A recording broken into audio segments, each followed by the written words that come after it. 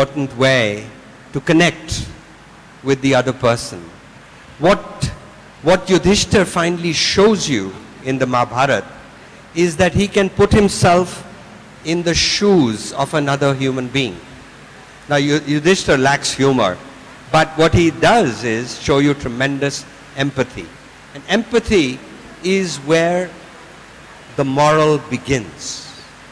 And ultimately, good leaders know that they have to get things done through their people. And they empathize with the people, with the needs of the people. And that's where one of the ways is humor. Oh, I totally agree with him. And let me tell you that humor is essential to bring about the balance in your interaction with people, in your behavior with other people. So you can't afford to lose all the humor, whether it is war or peace. Humor is necessary to retain a balance in your outlook and in your behavior. Mr. Das? Yes. I have a question for you here, sir. A little to your right, yeah. Oh yes, I can see you. I was very curious to understand what is your interpretation of this character in Mahabharata called Draupadi. Is she a person who fires up people? Is she, if you had to put her in perspective for me in an organization, what do you think was her role? Very good question, and I would say, you know, frankly, Draupadi has become a feminist heroine today. And she has been, in fact, all the women of the Mahabharata are strong women. Satyavati, Kunti, Draupadi, these are feisty women who keep the dynasty going. The men are comparatively weaker. And I also say that the most dramatic moment for Draupadi was when she was brought before the Sabha, the Kshatriya kings, after the game of dice, which the Kauravas had won, and Yudhishthira had lost, and so he had lost his whole family as well as his kingdom. And she's dragged by her hair by Dushasan. And she keeps her mind, her cool, and she asks the assembly, did my husband lose me first or lose himself first? Which means that if he lost himself first, then he was no longer competent to gamble her. And immediately Duryodhana realizes that she has got away and changed the whole situation. So Draupadi, I mean, there's a tremendous legal discussion after that. You know, dharma also means law. And there's a legal discussion about whether a person who's lost himself, become a slave, can he actually own a woman and not? And Bhishma, of course, Bhishma keeps quiet. Everybody looks to Bhishma. And Bhishma discusses like a lawyer, on the one hand this, on the one hand that. Instead, Bhishma should have gone and thrashed Dushasan.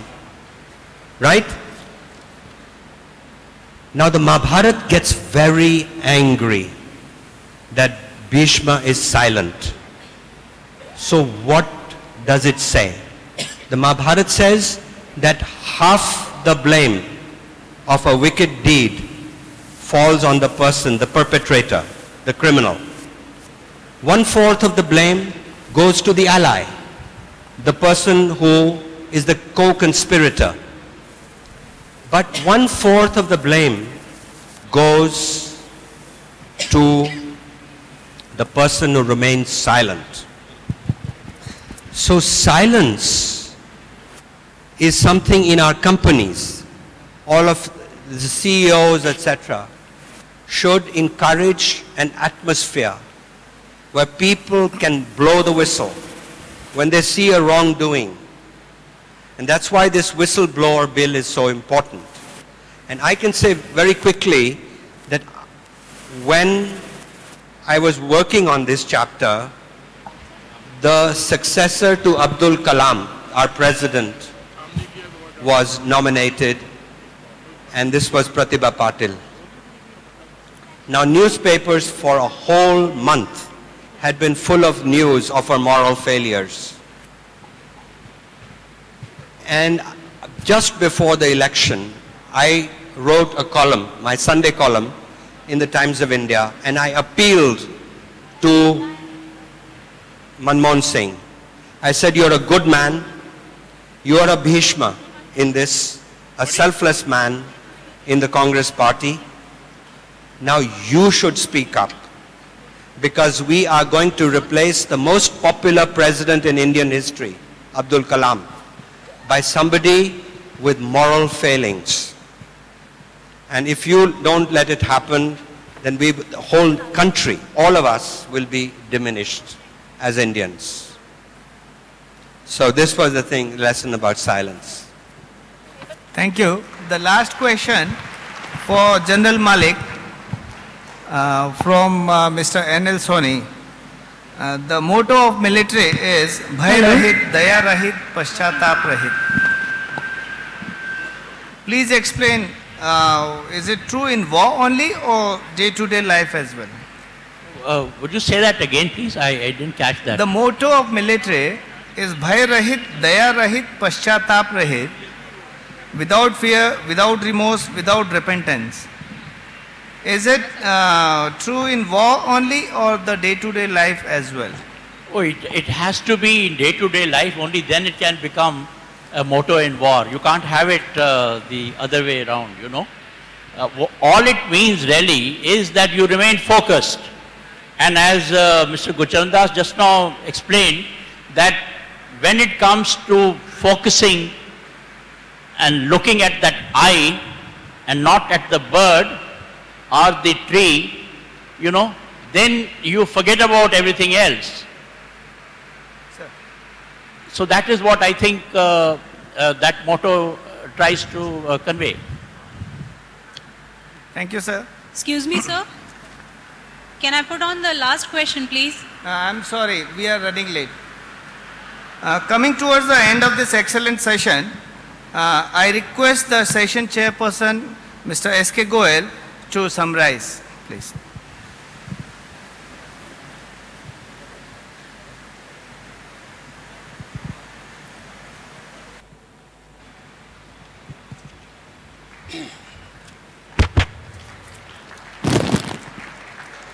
Well, our distinguished guest speakers, ladies and gentlemen present here.